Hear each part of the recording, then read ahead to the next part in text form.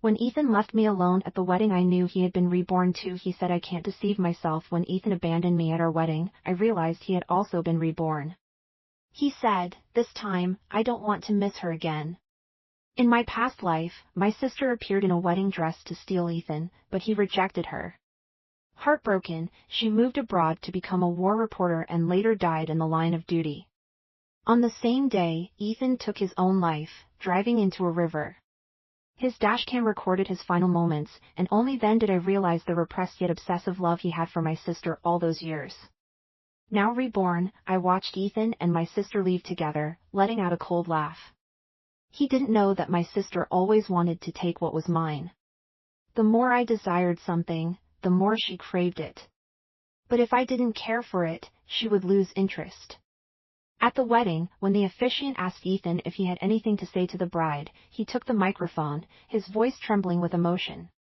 Loudly, he declared, Isabella, I love you. The audience gasped, because I wasn't Isabella.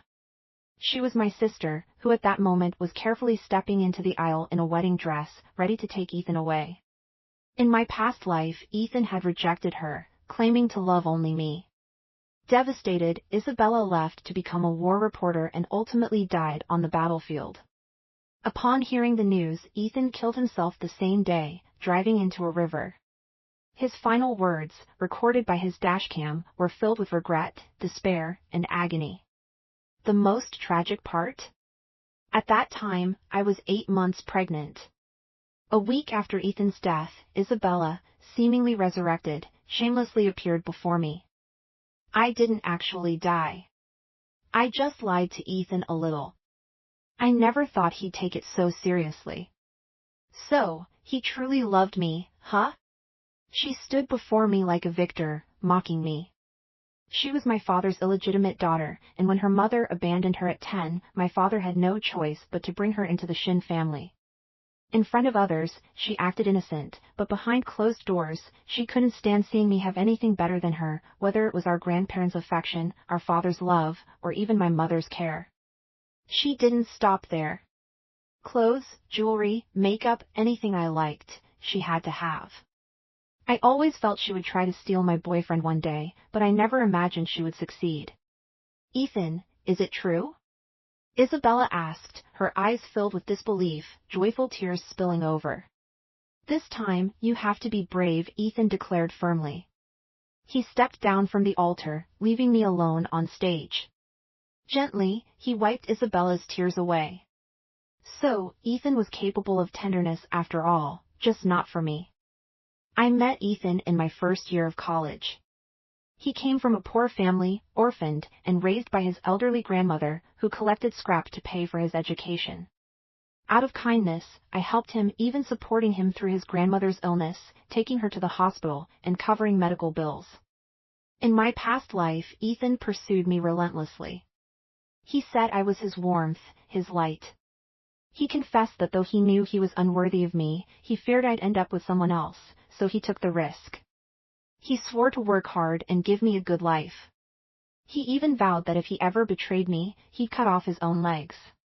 With my support, Ethan rose to success. Upon graduation, he became a rising star in his field. He fulfilled his promise and married me at the peak of his career. But after our wedding, the passion he once had for me was gone. Now, looking into Ethan's fiery gaze directed at Isabella, I saw the joy of reuniting with his long-lost love. What about my sister? Isabella asked hesitantly, glancing at me. No one noticed the fleeting triumph in her eyes. I would never forget her whispered words before pushing me down the stairs to my death. I only pretended to fall in front of Ethan and let him see the bruises I made myself. He felt guilty, thinking I was mistreated in the Shin family. Do you think he distanced himself from me all these years because he hated me? No, it was because he was afraid he couldn't resist his desire for me. You had no idea how hard he tried to suppress his feelings. I never expected him to marry you out of obligation. But if I couldn't have him, then he had to die. If I can't have him, neither can you. Now that you know the truth, dear sister, why don't you just die? After all, only one of us can be the rightful heir of the Shin family. I had fallen from the high staircase, leading to my death and that of my unborn child. But when I opened my eyes, I had been reborn, returning to my wedding day. Ethan had also been reborn. He turned to me, his eyes void of hesitation or conflict. This time, I can't keep lying to myself. I won't miss her again. Without giving me a chance to speak, he grabbed Isabella's hand and walked away without looking back. Watching him chase after his love, a cold smile formed on my lips. He didn't know that Isabella always loved taking what was mine. The more I wanted something, the more she desired it. And if I didn't care about it, she would lose interest. That grand wedding ended in emptiness. Ethan leaving me at the altar became the city's biggest joke. But I was the one mocked, no one blamed Isabella. Ethan had pulled strings within high society, and as a rising star in his field, no one dared offend him. I didn't bother explaining myself.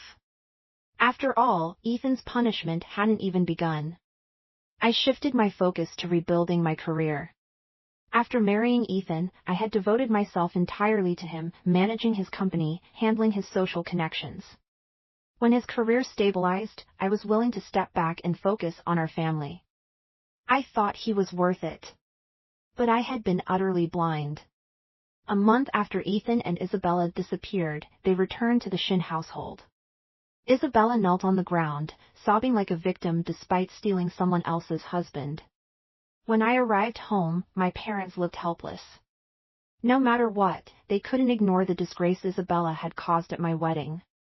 Of course, they were furious. Her tearful apology seemed to somewhat ease their anger. The moment Isabella saw me, she cried even louder, crawling toward me on her knees. "Sister, you can punish me however you want, but please don't blame Ethan. It's all my fault." No matter what I asked, Isabella firmly insisted on taking responsibility.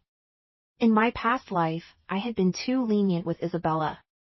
Not only because she always acted innocent, but also because I believed that her desire for everything I liked stemmed from her own insecurities, her need to imitate me in every way. Of course, the biggest reason was that I never considered her worthy of my attention.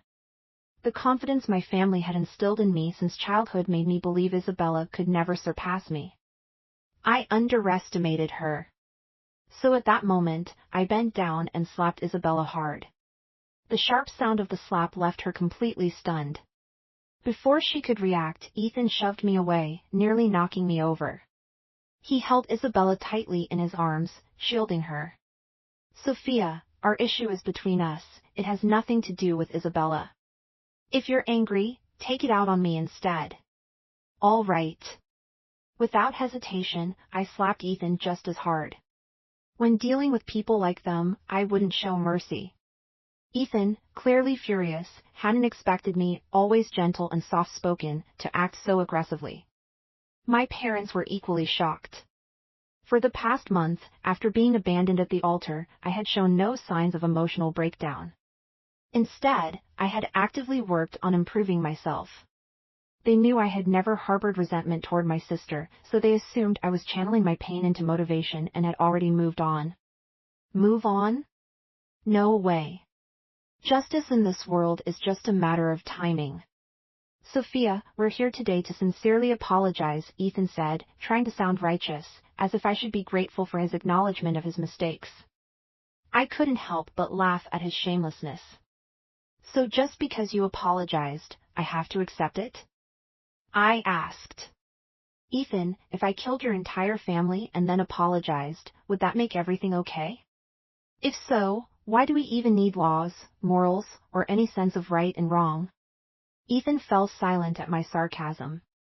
He hadn't expected me to be this firm, completely disregarding his feelings. In the past, I had always been careful to protect his dignity.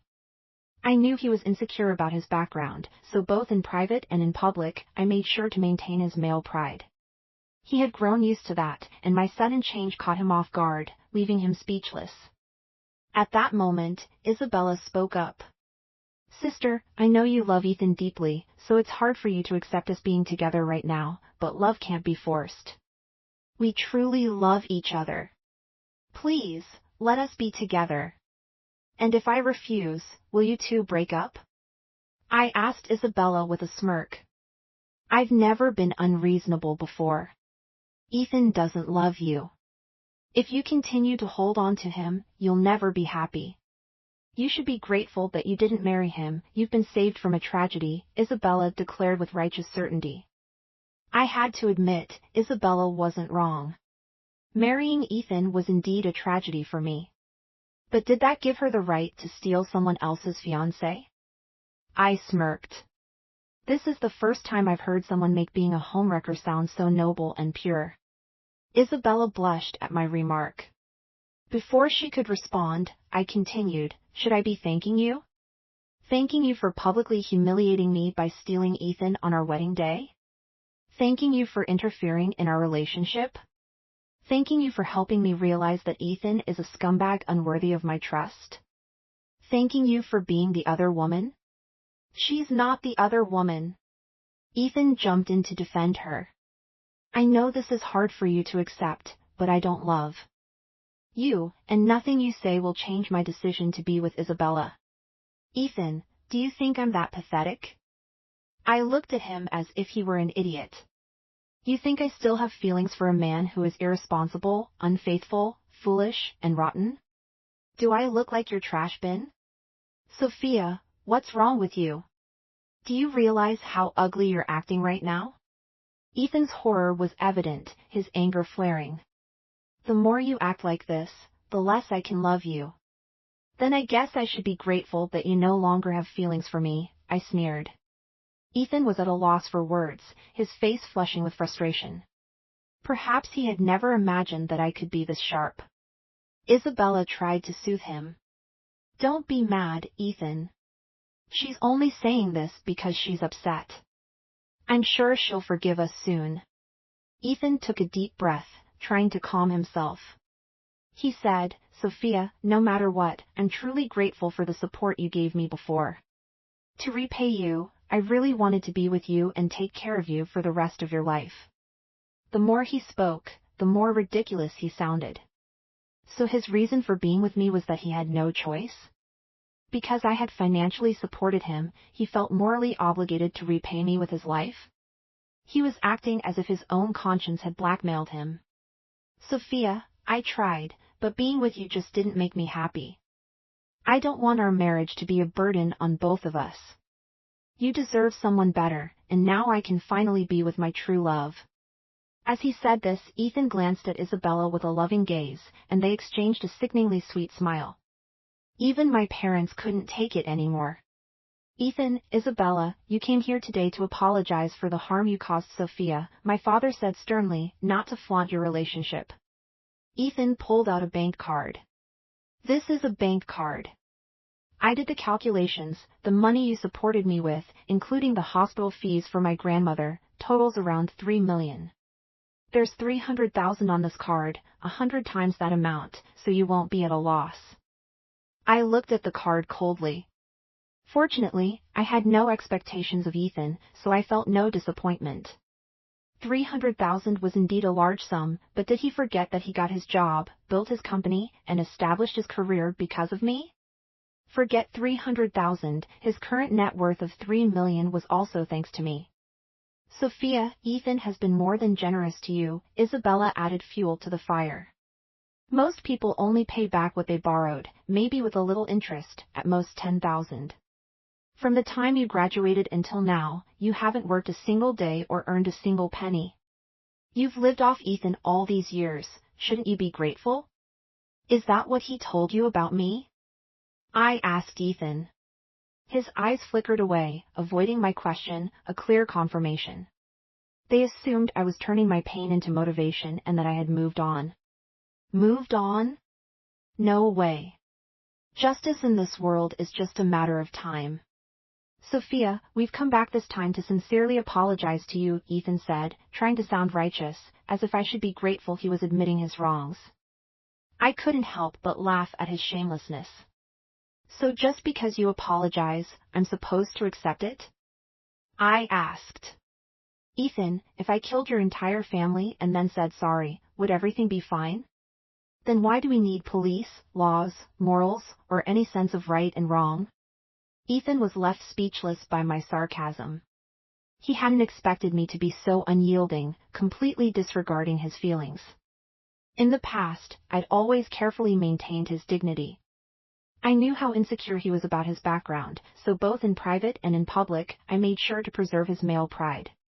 He'd grown accustomed to it, and my uncharacteristic behavior caught him off guard, leaving him standing there speechless. It was then that Isabella spoke. Sis, I know you love Ethan deeply, so it's hard for you to accept us being together right now, but love can't be forced. We are genuinely in love, please let us be together. And if I refuse, will you two break up? I asked Isabella with a smile. You've never been so unreasonable before. Ethan doesn't love you. If you stay with him, you'll never be happy. You should actually feel lucky that you didn't marry him, you've been spared from a tragedy, Isabella said with righteous conviction. I had to admit, Isabella wasn't wrong. Marrying Ethan had indeed been my tragedy.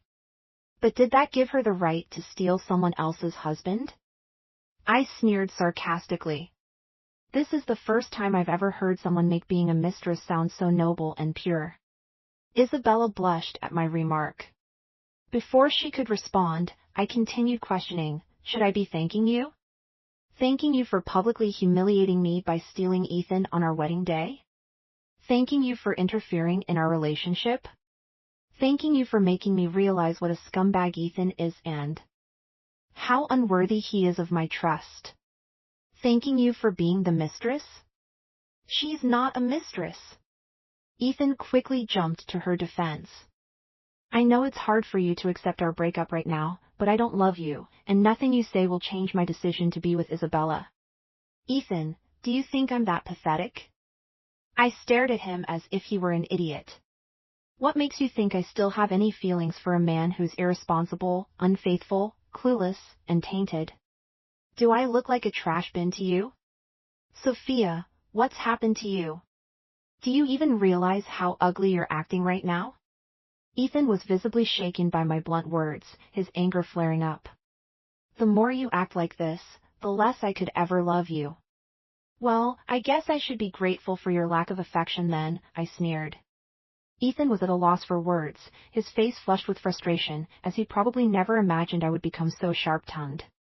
Isabella tried to soothe him. Don't be mad, Ethan. Sister is just saying these things because she's upset. I'm sure she'll forgive us eventually. Ethan took a deep breath, trying to calm himself down.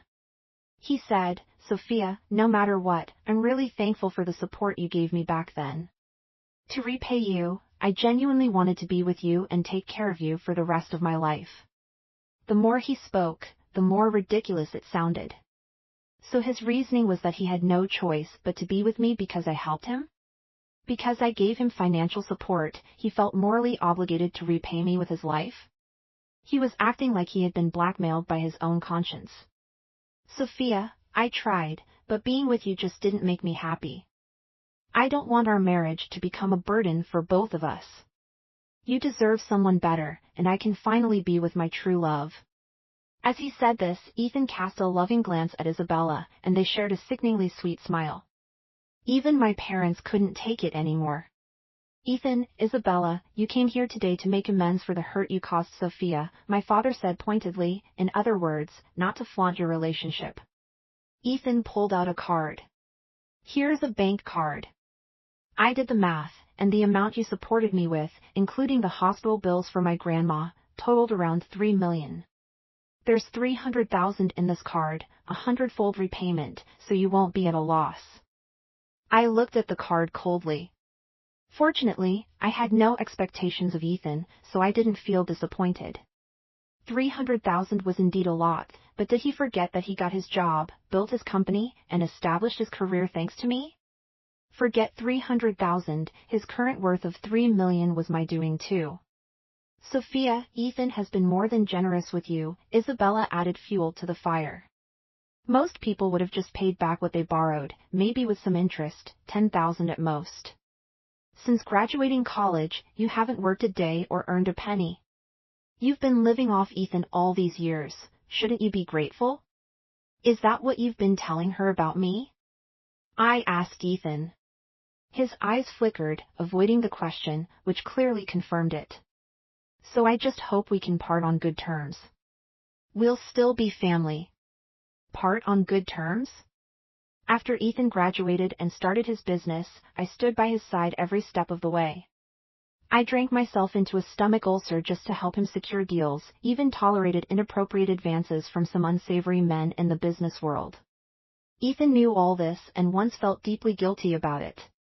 But now, Isabella could dismiss everything with a casual remark, "You never earned a penny."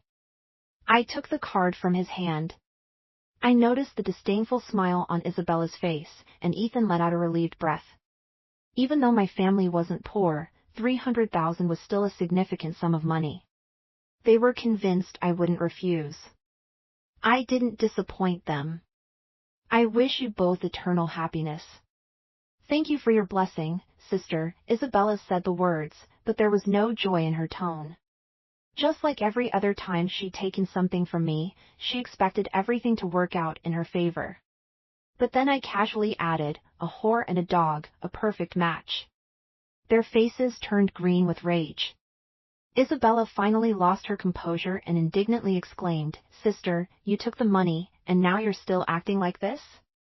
Don't you think you're being hypocritical?"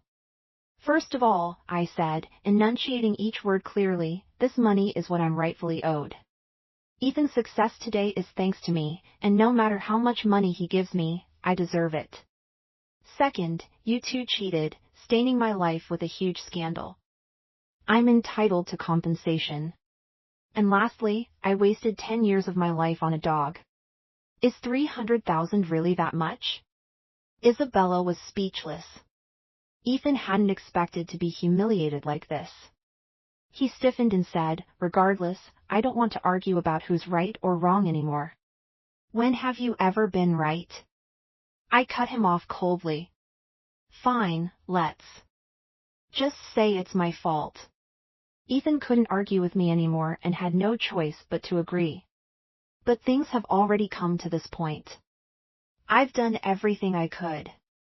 If you can't forgive me, there's nothing I can do. The only thing I ask is that you don't hate Isabella. If you must hate someone, hate me. Don't worry, I won't punish myself for your mistakes. Hating you too would just be a waste of my time. I didn't want to waste any more energy on them. Ethan would face his karma soon enough. As for Isabella, her fate wouldn't be any better. After being with Ethan, did she really think Ethan was some kind of good guy? Without another word, I headed back to my room.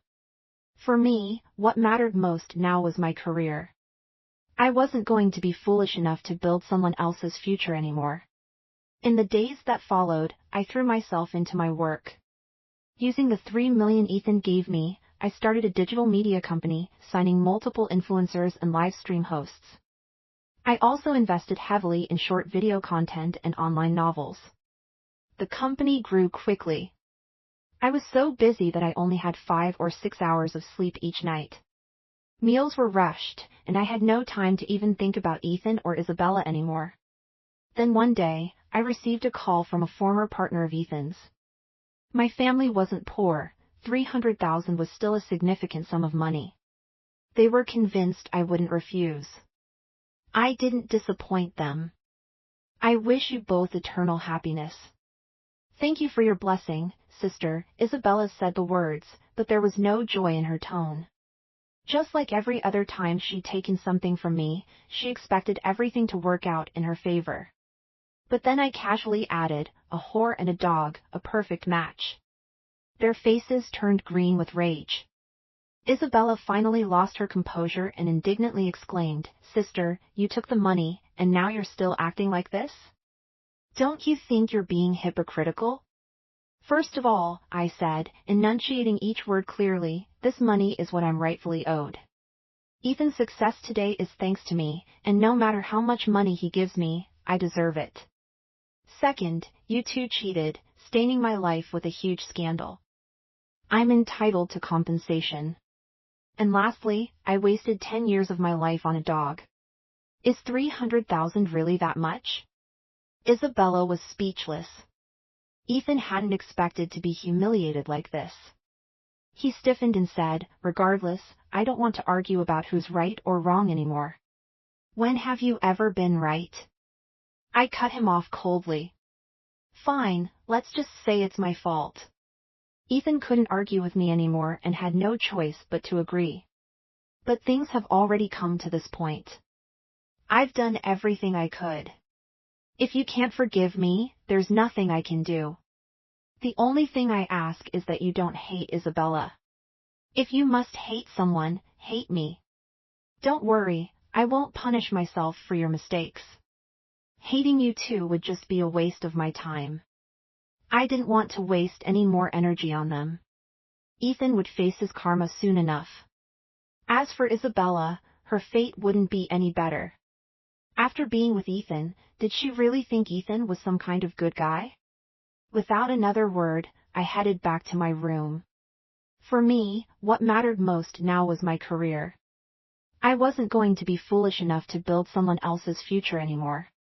In the days that followed, I threw myself into my work. Using the $3 million Ethan gave me, I started a digital media company, signing multiple influencers and live stream hosts. I also invested heavily in short video content and online novels. The company grew quickly. I was so busy that I only had 5 or 6 hours of sleep each night. Meals were rushed, and I had no time to even think about Ethan or Isabella anymore. Then one day, I received a call from a former partner of Ethan's. They couldn't get in touch with him and wanted to know if I was still interested in renewing the contract. The project had been one I helped Ethan secure, so they naturally turned to me. "We won't be renewing," I said, "but I'm open to collaborating with Henry instead." I explained to Henry the situation with Ethan and me. He quickly agreed, saying that his collaboration with Ethan had been mainly out of respect for me. Plus, he mentioned that Ethan had been slacking off lately, making himself hard to reach, and that other business partners were beginning to lose patience with him. Hearing this, I didn't feel the need to hold back anymore. In the past, I hadn't gone after Ethan's clients, not out of kindness, but because it required resources. After my rebirth, I had a clear sense of which markets were more promising, so it wasn't worth the effort. But now, business was practically falling into my lap, and there was no reason to turn it away. I started reaching out to Ethan's former partners one by one. Most of them decided to stop working with him once their contracts expired and switched to me instead. Strangely, Ethan didn't seem to notice what was happening. Back in the day, this would have been unthinkable. Ethan used to be a workaholic. Although his negotiation skills were lacking, he was always responsible when it came to his clients and wouldn't have let them be poached without a fight. But I wasn't surprised. During my rare moments of downtime, I'd scroll through social media for a bit of relaxation. There, I'd see Isabella and Ethan constantly traveling together, posting about their adventures from all around the world. Isabella would share multiple updates each day, and Ethan would like and comment on every one of them. They were using social media to flaunt their love, turning it into their personal playground for public displays of affection. Time flew by, and before I knew it, 6 months had passed. This year, during the Chinese New Year, Ethan and Isabella returned from their trip abroad, bringing back loads of gifts for my parents. Isabella even brought me a present. "Sis, I got this pink crystal bracelet for you," she said. "It's been blessed to bring good fortune and love. I've heard from Mom and Dad that you've been single these past 6 months, and both Ethan and I are really worried about you." "Don't worry," I handed the bracelet back to Isabella. "I just refuse to settle for less. The cost of dealing with dogs is too high." Ethan's face darkened. "I won't be staying for dinner," I announced, turning to head upstairs. "I have things to take care of." I couldn't stomach the sight of them any longer. Just as I walked into my room, I got a call from Mason. Mason was a high school classmate who had recently returned to the country. We had reconnected at a reunion and had kept in touch due to some business projects. "Are you free tonight?" he asked. Why aren't you having dinner with your family? It's New Year's, I joked. Too many relatives, Mason laughed. I can't stand the constant questions about marriage. If you're free tonight, how about we grab a bite to eat? Sure, I agreed. I had no other plans anyway. Mason said he'd be at my place in 10 minutes to pick me up. I quickly changed clothes and applied some light makeup. It had been a while since I last put on makeup, so I decided to dress up a bit for the occasion. When I stepped into the living room, I saw Ethan and Isabella cozied up together, looking annoyingly sweet. Sis, you're all dressed up. Are you meeting your boyfriend? Isabella asked, deliberately putting me on the spot. Ethan glanced at me too. Who I meet is none of your business, I said. We're just concerned about you, Isabella pouted, making a show of it in front of my parents. Mom, Dad, it's been so long, but sis still acts like this. I've tried so hard to be careful around her. My mom wasn't having it. Back when Isabella first returned to the Shin family, my parents had felt sorry for her, believing that she shouldn't be punished for the mistakes of the previous generation. She was sweet and knew how to play the victim, so they didn't hold anything against her. But after she stole Ethan, my mom saw her for who she truly was. She said bluntly, "Careful? And yet you're constantly clinging to Ethan in front of Sophia? You call that being careful? Every day, you post dozens of updates on social media to show off how in love you are with him." Isabella's face turned red from my mom's remarks. After stammering for a while, she finally said, "I thought you had already moved on, so I'll be more mindful next time." No need to be mindful. You post whatever you want, I replied indifferently. I'll just take it as entertainment. What do you mean by that? Isabella asked, clearly displeased. Exactly what it sounds like. The higher you jump, the harder you fall. I didn't waste any more words on her and headed out. Mason was already waiting downstairs. Seeing me, he immediately got out of the car and opened the door for me like a true gentleman. As I got into the car, I had this fleeting feeling that a pair of eyes was watching me from above. A cold smile tugged at the corner of my lips. Looks like the real show is about to start. After dinner with Mason, I came home around 10 p.m., holding a bouquet of flowers. Normally, by this time Ethan and Isabella would have left, but tonight they were still here. As soon as Isabella saw the bouquet of champagne roses in my hand, her expression visibly changed. That look of excitement in her eyes was unmistakable, just like every time she wanted something of mine. "You're done with your date so early, sis?" Isabella asked. I ignored her and carefully arranged the roses one by one into a vase. "I saw you leave with a man earlier. Tall guy. Is he your boyfriend?" Isabella continued probing. "What? You like him too?" I responded with a cold smile. "Do you really love my leftovers that much?" Isabella quickly replied. "I'm just concerned for you. After all, Ethan and I are together now, and we're getting married soon." "Well, congratulations to you both." After finishing with the flowers, I headed back to my room. I had just changed into my pajamas when I heard a knock on the door. Opening it, I found Ethan standing there. "Do you really have a boyfriend now?" he asked. "What does that have to do with you?" "I'm just worried you might get hurt," Ethan said. "That guy's name is Mason, right? I've heard from some friends that you've been spending a lot of time with him recently."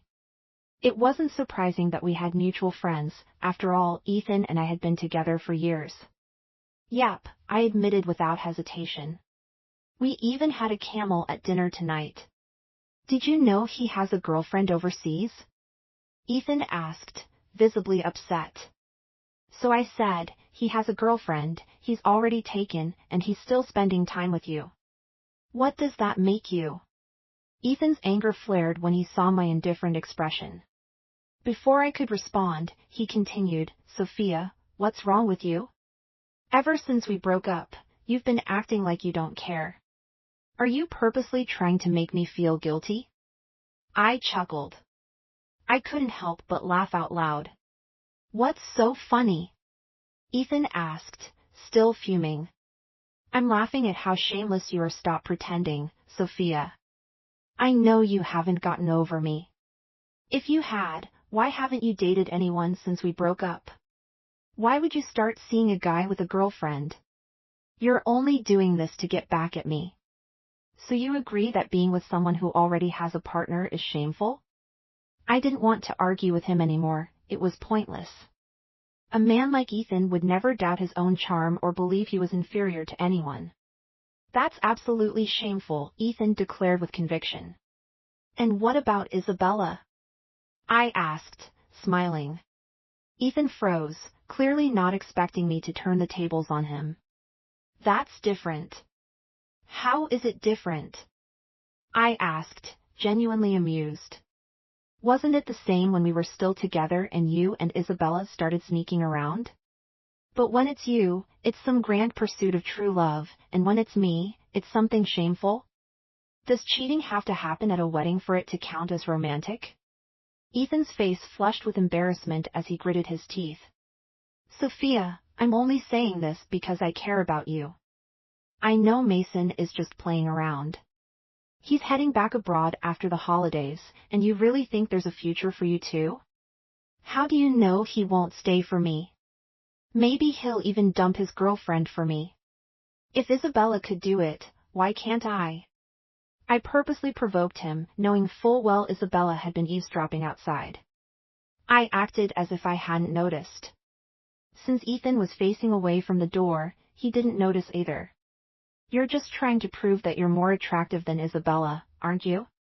You're still hung up on the fact that she stole me, Ethan said with unwavering confidence. I didn't respond, simply stared at him in silence. Ethan frowned. Why are you looking at me like that? Is there something on my face? There is, I nodded. What's on my face? Ethan immediately began to fumble across his face. A bit of disgust, I replied. Sophia! Ethan was furious. Since you have no shame, I won't bother protecting your fragile ego either, I said, my words cutting deep. Mason comes from a prestigious family. His father is a business tycoon, his mother a university professor, and everyone around him is either rich or influential. He's on a completely different level than someone like you from a small-town academic family. He's a graduate of an international top university, tall, handsome, with a charming and elegant manner. Most importantly, he doesn't carry the insecurity or arrogance that defines you. His relaxed approach to life is something you'll never come close to achieving. How do you still think I'd be hung up on you with someone like him around? Am I insane, or did I get hit on the head? I watched as Ethan's face turned green from my words. Don't show up in front of me again, I said slowly. It's just too much for the eyes. Sophia, you better remember what you said today. Don't regret this later, Ethan spat, storming out. As he reached the door, he briefly glanced at Isabella but didn't stop for a second. Isabella gave me a look like she wanted to say something, but she bit her lip and chased after Ethan instead. After that, though, Isabella started coming home more often. She no longer followed Ethan around on trips but instead casually tried to get information about me from my parents. And once she found out that Mason and I were getting closer, her visits became even more frequent. On my birthday, I called my mom, purposely telling her I'd be having dinner with Mason that evening and wouldn't be coming home. I also happened to mention the location and time. Sure enough, at 6:30 p.m. in the restaurant, I accidentally ran into Ethan and Isabella. They were arm in arm, and so were Mason and I. I noticed Ethan's gaze fixated on the space beside me, where Mason stood. Isabella's gaze, though, was all on Mason, her eyes scanning him with a glimmer of excitement. Wow, sis, what a coincidence! Let's dine together, Isabella greeted us enthusiastically. Not convenient, I rejected her outright and pulled Mason towards our reserved table. Throughout dinner, I could feel Ethan and Isabella's eyes on us, but I ignored them. Halfway through the meal, Mason surprised me. He went over to the piano at the elegant restaurant and started playing a beautiful piece for my birthday, drawing the attention of everyone there. He also gave me flowers and an expensive piece of jewelry, making several women envious, including Isabella. I watched the predatory gleam in Isabella's eyes, barely able to contain her desire. So when Mason got up to go to the restroom, Isabella followed him. The moment Isabella left, Ethan came straight towards me. "Sophia, are you serious? Are you really planning to be Mason's mistress?" Ethan sneered. "Don't be so crass," I replied calmly. "Mason and I are in love. You've changed. You're not the Sophia I used to know." "Does it matter if I'm the Sophia you once knew?" I asked indifferently. "To me, you're irrelevant. Why should I care what you think of me?" "Sophia, I already told you, don't show up in front of me. You're an eyesore." With that, I stood up and walked towards the restroom. Ethan followed right behind. We both arrived at the hallway leading to the restroom just in time to see Isabella leaning into Mason's arms. "Thanks, Mason, if it weren't for you, I would have fallen," Isabella said, pretending to be flustered. But it was clear to anyone that she was deliberately pressing herself into him. I saw Ethan's face turn black with anger. Maybe the scene was all too familiar. After all, this was how Isabella had seduced Ethan back then. Mason gently set her back on her feet. Isabella, however, pretended to twist her ankle again and threw herself back into Mason's arms, clinging tightly to him while letting out a soft, flirtatious moan. "Aw, it hurts so much." "What's wrong?" Mason asked, concerned. "I think I twisted my ankle." "I can't walk," Isabella said pitifully. "Do you want me to take a look?" Mason offered. "Wouldn't that be too much trouble?" "Besides, if my sister saw, she might misunderstand you," Isabella replied, but her body pressed even closer to Mason. "Are you really afraid of being misunderstood?" Mason whispered into her ear suggestively. "Aren't you just trying to seduce me?" "I'm not," she protested, but her actions contradicted her words as she leaned even closer. Mason took the opportunity to hold her tightly and teased, "Didn't I hear you're about to get married? Still acting this way?" "Who said I'm getting married? How could I possibly marry Ethan?" Isabella scoffed as she buried herself deeper into Mason's arms. "I don't even like him.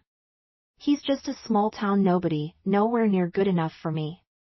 I just haven't broken up with him yet because I didn't want to hurt his feelings." "Really? But I heard you stole Ethan from your sister at her own wedding ceremony," Mason teased. "Moved on so quickly, or is it that you just enjoy going after your sister's men?" "What? Your sister doesn't want him anymore, so now neither do you?" "Not at all," Isabella denied. "I just genuinely like you. Be honest with me. Do you only like men who belong to your sister?" Mason tilted Isabella's chin up. "After all, I'm just having fun with your sister, but I do appreciate honest women." It seemed like Isabella was desperate to steal Mason away from me, so she admitted, "Yes. Ever since we were kids, I've always enjoyed taking what belonged to her. Why should she get to enjoy everything the Shin family offered her while I had nothing? It's unfair." So I vowed that whatever was hers, I would take, including her man. "Isabella, so you're with me just because I'm your sister's boyfriend and not because you actually like me?" Ethan, unable to watch any longer, exploded in anger. Isabella was startled. She hadn't expected me and Ethan to be there. Flustered, she tried to explain, "No, it's not what you think. I was just helping my sister test Mason to see if he's really sincere with her." "That's not true," Mason exposed her. "You were practically throwing yourself into my arms just now, rubbing up against me like you couldn't wait to strip right there." "I wasn't," Isabella cried in denial. Mason didn't bother saying more. He left Isabella and walked over to me. "So, how's the mission going, old friend?" I smiled and nodded. "I'll apologize to your girlfriend later for having her boyfriend sullied like this." "No need, she absolutely despises green tea * cheese and fully supports me helping you out. I'll take her out for dinner abroad someday." "Deal?" Mason and I walked out together. Behind us, we could hear Ethan's enraged voice echoing, "Isabella, I'll kill you. Do you know how much I sacrificed for you? How could you do this to me?" Isabella screamed in return, "Let go of me, you lunatic. You brought this on yourself, falling for my tricks. It's not my fault you're stupid. Now that everything's out in the open, I'm done with you. Let's break up. I can't stand to even look at you." What's so? I discarded. I didn't bother turning around to watch the drama unfold. It was just two dogs fighting, what's there to see? But I couldn't deny the satisfaction I felt, the sweet taste of revenge. Later, I heard that their fight escalated to the point they ended up at the police station. Both were injured, and the scene was far from glamorous. After that, I heard Ethan's company ran into major issues. He was drowning in debt and on the brink of bankruptcy. But none of that mattered to me. Ethan was just an outsider now. As for Isabella, after repeatedly trying to seduce my boyfriends, my parents finally lost patience with her and cut ties, kicking her out of the family. I thought that would be the end of any involvement with those two, but I was wrong. Ethan still had the nerve to seek me out. He waited for me, outside my office after work. It had only been a few months, but Ethan looked much thinner and completely defeated. Of course, I knew his situation. If he couldn't secure another loan, his company would collapse. He said, "Sophia, I was wrong. I never imagined Isabella would turn out to be like that." I stared at him coldly, a mocking smile playing on my lips. I was enjoying the show. He continued, sounding more and more pitiful, "I was tricked by Isabella. I regret everything so much. I now realize that you're the one I truly love. Can we get back together? I swear, if I ever betray you again, I'll break my own legs." I couldn't help but laugh at his desperation. "Didn't you say the same thing before? How are your legs still intact? Are you a centipede or a crab with that many legs?" Ethan was utterly embarrassed by my words. "Stop acting. I'm not going to help you by co-signing a loan at the bank," I laid it out clearly. Spending even a second more with him was a waste of my time. "I'm not asking for your help with the loan. I really do love you. In fact, I was jealous when you were with Mason, but I was too afraid to admit it back then, thinking you'd laugh at me. And now, you're not afraid anymore? I'm more scared of losing you than being laughed at." Ugh, I pretended to gag in disgust. "You're revolting." Ethan's face turned deathly pale, his eyes reddening. "Sophia, will you really never forgive me?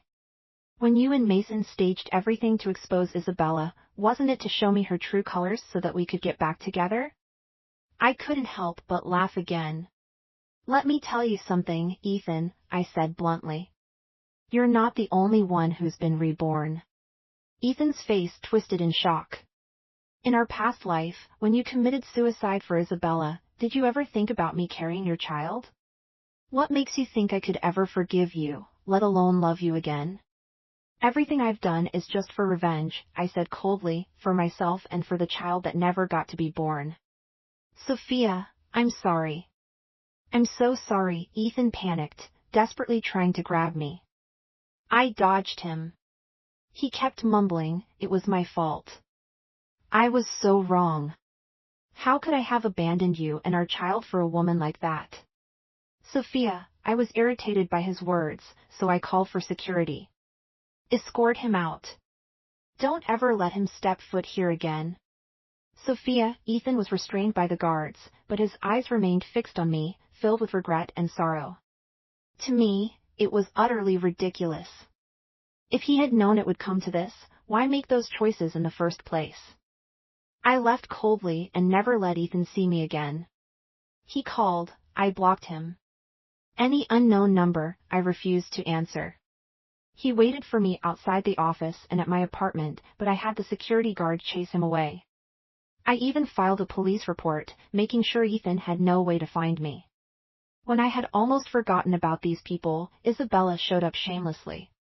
She demanded money, threatening to expose how our family had kicked her out. If I didn't pay, she claimed she'd ruin me and the Shin family's reputation. I calmly sent her a video of her trying to seduce Mason. I'd anticipated she would resort to something like this when she hit rock bottom. Isabella went mad. One day, as I was driving home from work, she recklessly sped her car toward me, trying to crash into me. Just then, another car came out of nowhere and slammed into hers, sending Isabella's car flying. Both cars were wrecked in front of me. My heart pounded as I stepped out of my own car, shaken. Isabella's car was completely crushed at the front, and she was pinned inside, a bloody, unrecognizable mess, motionless. The other car wasn't much better. Inside, Ethan was covered in blood, but his eyes were still open, as if he was using every ounce of strength to see me. I watched his lips move slightly, as though he was trying to say, "I'm sorry," but it was meaningless. I shook my head, refusing to accept his apology. Even if Ethan died, it would be a redemption for the child we lost. I would never forgive him for everything he did. Soon, the police arrived at the scene. Isabella was pronounced dead on the spot.